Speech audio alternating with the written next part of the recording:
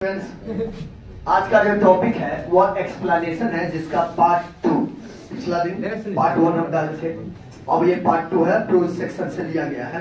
और आपको पहले भी हम बताए थे कि इससे प्रोज सेक्शन से 4 नंबर और पोएट्री सेक्शन से 4 नंबर के क्वेश्चन आते हैं। तो चलिए यहाँ देखते हैं। ये जो एक्सप्लेनेशन है, ये पंक्ति जो है, लाइन जो है, civilisation is that mode of conduct not good conduct.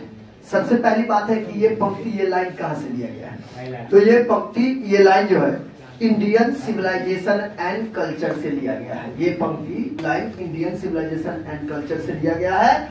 और ये पंक्ति महात्मा गांधी के द्वारा लिखा गया है, जिस पंक्ति में महात्मा गांधी कहना चाहते हैं कि सभ्यता उस व्यवहार को कहते हैं जो किसी भी आदमी के कर्तव्य के राह को दिखाता है, अपने जिम्मेदारी को बताता है, उसी को सिविलाइजेशन कहते हैं। ये बात बताया गया है।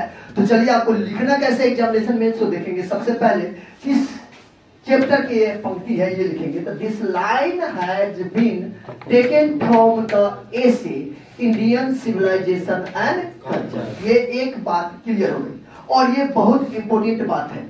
क्यों? क्योंकि इससे यानी कि एग्जामिनर समझना चाहते हैं कि विद्यार्थी को क्या कॉन्सेप्ट है इस चैप्टर के बारे में। तो ये पंक्ति इंडियन सिविलाइजेशन एंड कल्चर से लिया गया है।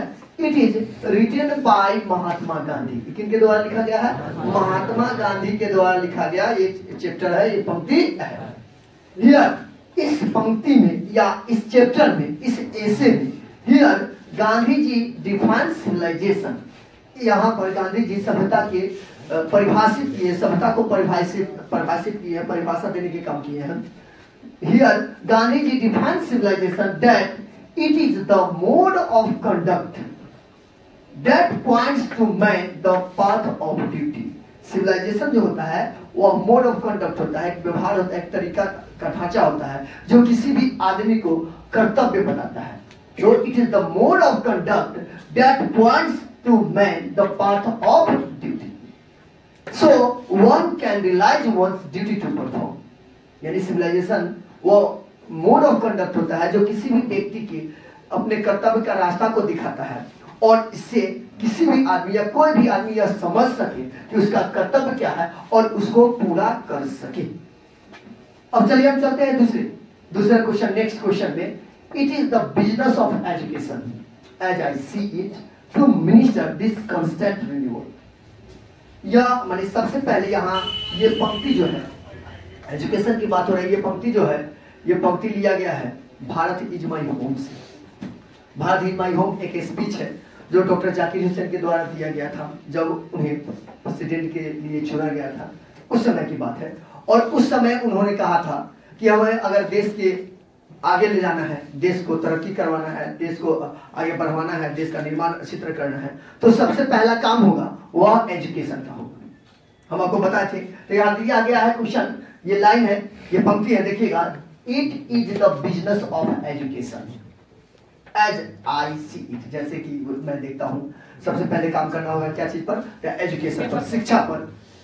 To minister this constant renewal. तो हम बताया बच्चों कि ये पंक्ति कहां से है? भारत इज माई होम से है। तो this line has been taken from the speech Bharat is my home. ये पंक्ति speech Bharat is my home से लिया गया पंक्ति है। तो this line has been taken from the speech Bharat is my home. ये भारत इज माई होम से लिया गया पंक्ति है। It is written by doctor Zakir Hussain.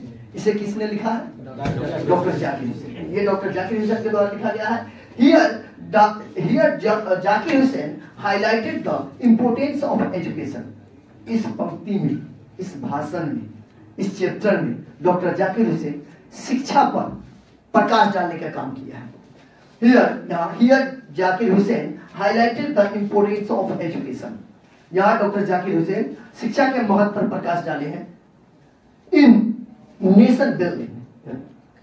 Nation building उनका कहना है कि किसी भी देश के निर्माण में शिक्षा का बहुत बड़ा योगदान होता है। आगे देखेंगे। He says that education is an important instrument. उनका यह भी कहना है, वो कहते हैं कि education is an important instrument of nation building. माने किसी भी राष्ट्र के निर्माण में शिक्षा एक अहम भूमिका निभाता है, एक हथियार का काम करता है, एक उपकरण का, एक महत्वपूर्ण उपकरण का काम करता है। We cannot make India a great nation without education। अगर हमारे देश को ग्रेट बनाना है, अगर इंडिया को ग्रेट बनाना है, तो बिना शिक्षा का यह संभव। यहाँ है अगला क्वेश्चन, देखेंगे अगला क्वेश्चन यहाँ है, the whole of Bharat is my home and its people are my family. पूरे भारत हमारा घर है, पूरे भारत मेरा घर है और इसके लोग मेरे घर के परिवार या सदस्य हैं। ये पंक्ति, ये लाइन कहां से ली गई है, किसी ने लिखा है? तो ये लाइन जो है, ये Bharat is my home speech का लाइन है और जो डॉक्टर जाकिर हुसैन के द्वारा लिखा गया है। तो यहां देखिए, ये क्वेश्चन है, the whole Bharat is my home and its people are my family. इसको एक्सप्लेनेशन करना है, एक्सप्लेन करना है इसे। तो यहां देख लेंगे बच्चों, this line has been taken from the speech Bharat is my home. ये पंक्ति जो है, ये speech Bharat is my home से लिया गया पंक्ति है, written by doctor Zakir Hussain. और ये पंक्ति किनके द्वारा लिखा गया है या किनके द्वारा बोला गया है? तो डॉक्टर जाकिर हुसैन के द्वारा। बड़ी इजी बात है और एक्सप्लेनेशन वास्तव में इजी होता है, थोड़ा समझ लेंगे तो ठीक है। तो it is written by doctor Zakir Hussain in this speech.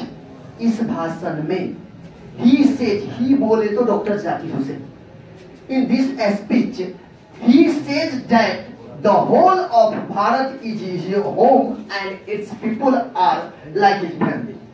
in this speech, इस भाषण में he says that doctor Zakir Hussain कहते हैं कि the whole of Bharat is his home, पूरे भारत उनका क्या है? घर है।